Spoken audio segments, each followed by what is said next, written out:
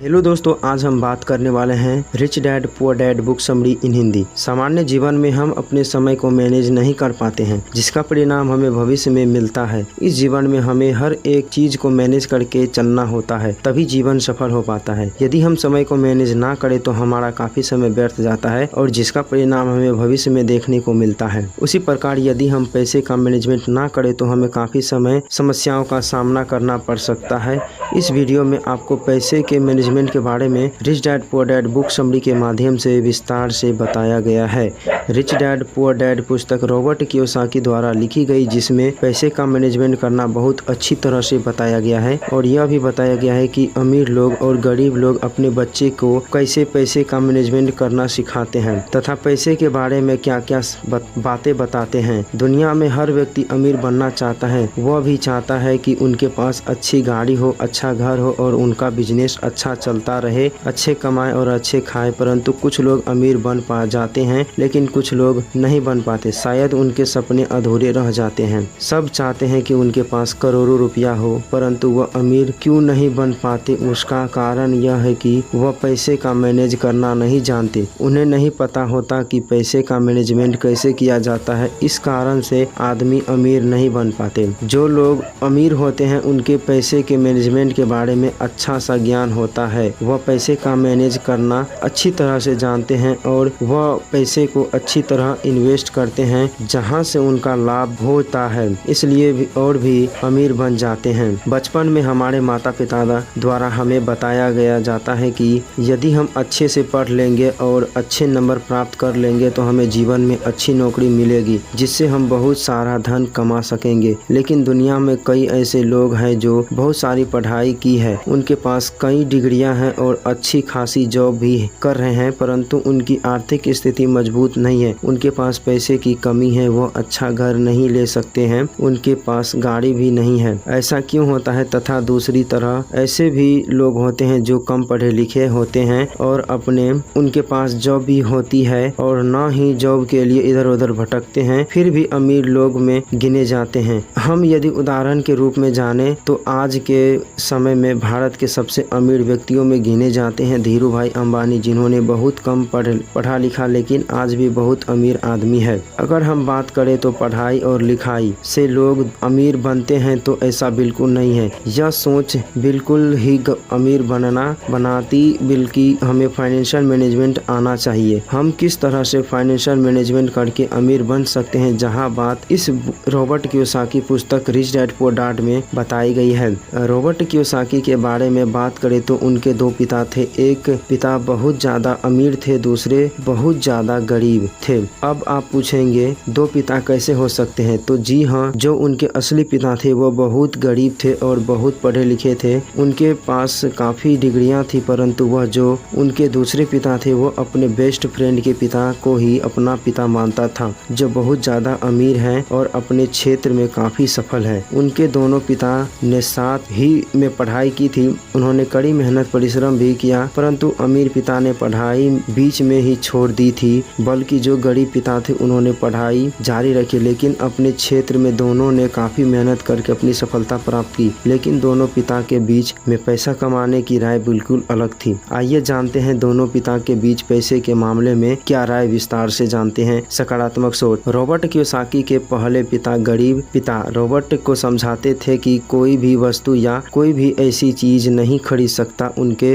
अंदर ऐसी काबिलियत नहीं है। परंतु दूसरे पिता से कहते हैं, यदि तुम कोई वस्तु नहीं खरीद सकते तो उसका कारण ढूंढे कि कैसे नहीं खरीद सकते। यदि तुम्हें वह प्राप्त करनी है तो उसे कैसे खरीद सकते हैं, इन प्रश्नों को आप ढूंढे। गरीब पिता की सोच नकारात्मक थी। वह रॉबर्ट द्वारा कही गई बातों को यहीं पर खत्म कर देते थे, परंतु अमीर पिता द्वारा कही गई प्रश्नवाचक थी। हाँ, यदि प्रश्नवाचक होता तो हम अक्सर सोचने पर मजबूर हो जाते हैं। हमें उसके कारण को ढूंढना होता है कि हम कैसे किसी वस्तु को खरीद सकते हैं, उनको प्राप्त कर सकते हैं। यदि कोई व्यक्ति ऐसा सोचता है कि वह किसी सामान को नहीं खरीद सकता तो उसका दिमाग काम करना बंद कर देता है, अर्थात उसके दिमाग में नकारात्मक विचार जाते हैं और वह सोचना बंद कर देते हैं। यदि वही हम दूसरी ओर देखें कि हम उस सामान को कैसे खरीद सकते हैं तो हमारे मन में एक प्रश्नवाचक चिन्ह आ सकता है। आखिर हम इस इस सामान को कैसे खरीदें और हम उस पर सोचने लगते हैं। अर्थात इससे यह भी पता चलता है कि हमें अपने दिमाग को नकारात्मक विचार बिल्कुल नहीं देनी चाहिए। हमें सदैव नकारात्मक सकारात्मक विचार ही देनी चाहिए, जिससे कि हमारा दिमाग हमेशा एक्टिव रहेगा और ज़्यादा लगातार हम मजबूत होता जाएगा। जीवन में जोखिम लेना। रॉबर्ट के गरीब पिता रॉबर्ट से कहते थे कि जीवन में जोखिम नहीं लेना चाहिए, अच्छे से पढ़ाई करना चाहिए और अच्छे मार्क्स लाकर अच्छी जॉब करनी चाहिए, और यदि तुम्हारे जीवन में अमीर बनना लिखा है तो तुम अमीर बनोगे, अन्यथा नहीं। वहीं दूसरी तरह रॉबर्ट के पिता कहते हैं कि तुम्हें जीवन में कुछ करना है तो जोखिम अर्थात रिस्क लेना अवश्य पड़ेगा। आप अपनी पढ़ाई पूरा करें, परंतु पढ़ाई के साथ साथ आपको फाइनेंशियल मैनेजमेंट भी आनी चाहिए, पैसा का मैनेजमेंट करना आना चाहिए, संपत्ति और दायित्व के अंतर ज्ञान हो। हमें जीवन में संपत्ति और दायित्व का विशेष ध्यान रखना चाहिए, क्योंकि संपत्ति से धन की बढ़ोतरी होती है तथा दायित्व से धन की कमी होती है। इस पर विशेष ध्यान देना चाहिए। यदि आप जीवन में अधिक पैसा कमाना चाहते हैं और बहुत अमीर बनना चाहते हैं तो आपको अपनी संपत्ति बनाना चाहिए, जिसमें जैसे जमीन खरीदकर सोना व आभूषण बनाने चाहिए। यदि आप यह सब नहीं करते हैं और आप लोन लेते हैं, गाड़ी लोन पर लेते हैं, घर लोन करवाते हैं, तो आप जीवन में कभी अमीर नहीं बन पाएंगे, आप गरीब ही रहेंगे। 1:4% हिस्सा अपने लिए रखें। रॉबर्ट के दूसरे पिता कहते हैं कि यदि तुम काम करते हो तो तुम्हें उसका 4:1% अपने लिए रखना चाहिए, जिससे कि तुम्हारी आय प्राप्ति हो सके तथा उसे खुद को इम्प्रूवमेंट करने में लगाना चाहिए। गलतियों से सीख ले। रॉबर्ट के दोनों पिता ने रॉबर्ट को बचपन में ही बताया कि यदि तुम कोई गलती करते हो तो उसे गलती को दोहराना मत, उस गलती से तुम सीख लेना और उस गलती को दोबारा ना करने की इच्छा रखना, जिससे कि तुम जीवन में आगे बढ़ सकोगे और एक उच्च मुकाम को हासिल कर सकोगे। पैसे के लिए काम करना। रॉबर्ट की पहली पिता का कहना था कि हमें पैसे के पीछे नहीं भागना चाहिए, हमें पैसे के लिए काम नहीं करना चाहिए, हमें काबिल होने के लिए काम करना चाहिए। बल्कि दूसरे पिता का कहना था कि हमें हमेशा पैसे के लिए ही काम करना चाहिए, हमें पैसे कमाने के नए नए तरीके ढूंढना चाहिए। मौके की पहचान करना। सभी को अमीर बनना है, परंतु वो अच्छे मौके की तलाश करते हैं, लेकिन अच्छा मौका बताकर नहीं आता। हमें अच्छे मौके की पहचान करनी होती है। जिसने अच्छे मौके की पहचान कर ली वह जीवन में आगे बढ़ गया। चलिए इसे एक उदाहरण से समझते हैं। एक अमीर एक शहर से गुजर रहे थे। उसने एक घर पर एक बोर्ड लगा हुआ देखा, उस पर लिखा था हाउस फॉर सेल। वह इस मौके को गंवाना नहीं चाहता था, क्योंकि उस समय मंदी चल रही थी तो बहुत ही कम कीमत पर वह घर बिक रहा था। उसने उस घर को खरीद लिया। कुछ समय बाद मंदी खत्म हुई और उस घर की कीमत बढ़ गई और उसने उसको 2-3 गुने दाम पर बेच दिया और उसे काफी मुनाफा हुआ। पैसे को सहज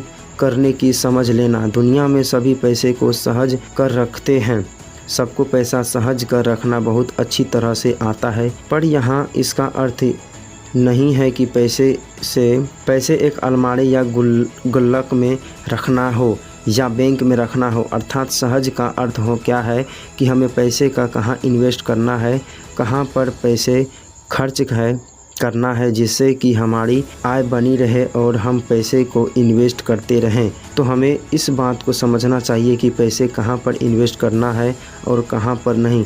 यदि इन्वेस्ट अच्छी जगह पर होगी तो इनकम भी अच्छी होगी। पैसे को खर्च कहाँ करना चाहिए? हमें पैसे वहाँ पर इन्वेस्ट करना चाहिए जहाँ से हमारी आय भी बनी रहे और हमारा काम भी हो जाए। मौके की पहचान से क्या अभिप्राय है? मौके की पहचान से यह अभिप्राय है कि हमें उस मौके को नहीं गंवाना चाहिए जो हमारे फायदे के लिए हो। जीवन में किन चीज़ों के पीछे भागना चाहिए? यदि जीवन में हम अमीर बनना चाहते हैं तो हमें पैसे कमाने के नए नए तरीके ढूंढना चाहिए। संपत्ति का अभिप्राय क्या है? संपत्ति का अभिप्राय यह है कि हमें जीवन में पैसे को उन संपत्ति को बनाने में लगाना चाहिए जिनके बेचने पर उतना ही या उससे अधिक धन प्राप्त हो सके। सकारात्मक सोच का क्या प्रभाव होता है? यदि हम किसी कार्य को सकारात्मक विचार से नहीं करते तो यकीनन वह कार्य असफल हो जाएगा, और यदि सकारात्मक रहा तो बिगड़ा कार्य भी सफल हो जाएगा। मैंने यह वीडियो में यहाँ पर मैंने संक्षिप्त में rich dad poor dad book पुस्तक के बारे में